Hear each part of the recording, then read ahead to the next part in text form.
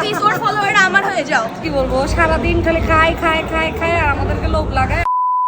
চট্টগ্রামে শুরু হয়েছিল বেস্ট কন্টেন্ট ক্রিয়েটর অ্যাওয়ার্ড, আর এই অ্যাওয়ার্ড শোতে কারা পেয়েছিল নমিনেশন, এরই সাথে ফাইনালে বিজয়ী হয়েছে কারা, সাথে ছিল চট্টগ্রামের সব জনপ্রিয় কন্টেন্ট ক্রিয়েটর। হেই এভরিওয়ান, আসসালামু আলাইকুম সবাইকে, আশা করি সকলেই আপনারা অনেক অনেক ভালো আছেন। আজকে আমি খুব এক্সাইটেড, কারণ আজকে আমি চলে এসেছি রেডিসন ব্লুতে, যেখানে অনুষ্ঠিত হয়েছে Chittagong content creator award show, আর আমি ছিলাম নমিনেশন প্রাপ্তদের একজন। আর আজকে আমি পুরো বুড়া মানুষের একটা লুক দিয়েছি, সাথে আবার একটা ছালার বস্তা পরেছিলাম। তো চলুন বন্ধুরা, আপনারাও আমার সাথে চলুন, ভেতরে গিয়ে দেখা যাক পরিবেশ পরিস্থিতি অ্যাকচুয়ালি কেমন। রেডিসন ব্লুতে বেশ অনেকবার আসা হয়েছে আমার, তবে ভিডিও করা হচ্ছে প্রথমবার। Finally we come to the red gala. Entry pass নেওয়ার পর এখন আমরা সোজা ভিতরে চলে যাব। ভিতরে ঢোকার পর আমাকে সবাই ক্যামেরা করা শুরু করে দিয়েছে। আমি অ্যাকচুয়ালি এক্সাইটেড ছিলাম, তবে সবাই ভিডিও করছে দেখে একটু কনফিউজড হয়ে গেলাম। তারপরে ভাবলাম কনফিউজড হয়ে লাভটা কি, আমি যেহেতু মিডিয়াতে আছি তারা আমাকে ভিডিও করতেই পারে, অবশ্যই এটা কোনো ম্যাটার করে না। এই ভিডিও টাইটেল স্পন্সর ছিল হন্ডা, তাই এখানে হন্ডার কতগুলো মোটরসাইকেল দেখা যাচ্ছে। এরপর আমরা সোজা আমাদের হল রুমে ঢুকে পড়েছি, যেখানে অ্যাকচুয়ালি মেইন প্রোগ্রামটা অনুষ্ঠিত হবে। এই মেজবান হলে কিন্তু অনেকবার আমার আসা হয়েছে, কখনো বিয়েতে কিংবা কখনো মেলায়, তবে আজকে যে একটা অ্যাওয়ার্ড শোতে ইনভাইট পাবো কখনো ভাবতেই পারিনি। ইতিমধ্যে আমাদের অনুষ্ঠান শুরু হয়ে গিয়েছে।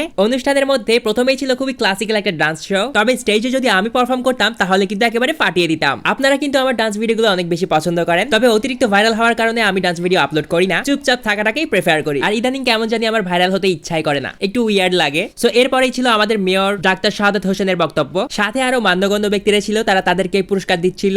এখানে অবশ্য আমি ছাড়াও চট্টগ্রামের বড় বড় সব কন্টেন্ট ক্রিয়েটর আর তারকারা ছিল। এরপর বিভিন্ন ক্যাটাগরিতে নমিনেশন গুলো দেখছিল।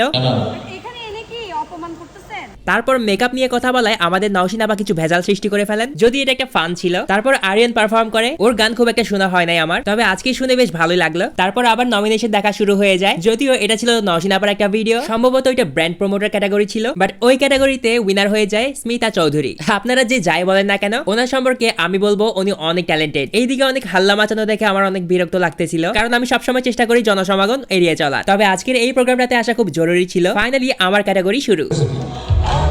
চট্টগ্রামের মধ্যে আগ্রাবাদের মতো এলাকায় মাত্র 50 টাকায় এত দামি প্ল্যাটার, সাথে অন্যান্য সব বাজেট ফ্রেন্ডলি এতগুলো খাবার কোন ফুড কার্টে পাবেন সবকিছু দেখাবো আজকের ভিডিওতে।